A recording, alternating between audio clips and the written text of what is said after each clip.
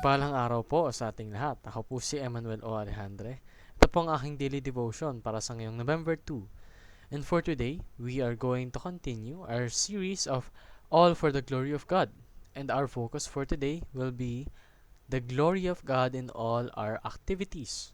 Sa lahat ng ating mga gawain, naway maluwalhatian po natin ang ating Panginoon.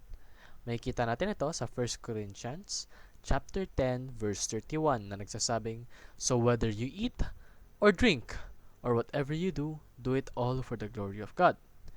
Sa Tagalog, kaya kung kayo man ay kumakain, umiinom, o ano man ang inyong ginagawa, gawin ninyo ang lahat sa ikaluluwalhati ng Diyos.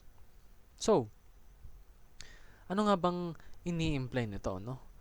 Ini-imply po nito na God renews our hearts. Siya po ang nagpapabago ng ating nilalaman sa ating puso, no? Kung ano ang ating nararamdaman. He does this so that we would be guided towards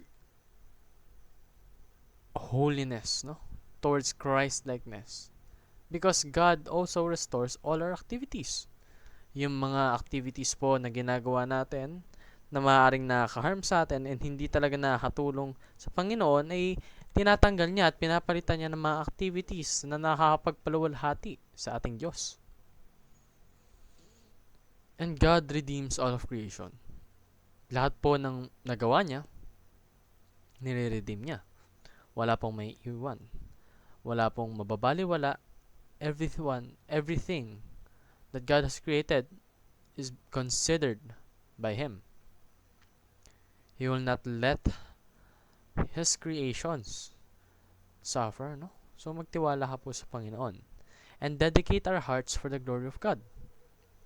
Yung mga ginagawa mo, ibigay mo sa Kanya. Offer all our activities as a form of worship. And look at creation as a mission to redeem. So, yun po, lahat po ng activities natin. Whether it affects other people or it only affects us, or maaari mang hindi makita ng iba, nasa sayo lamang, gawin mo pa rin kung ano yung kaluluwalhati ng Panginoon. Yun lamang po ang aking daily devotion.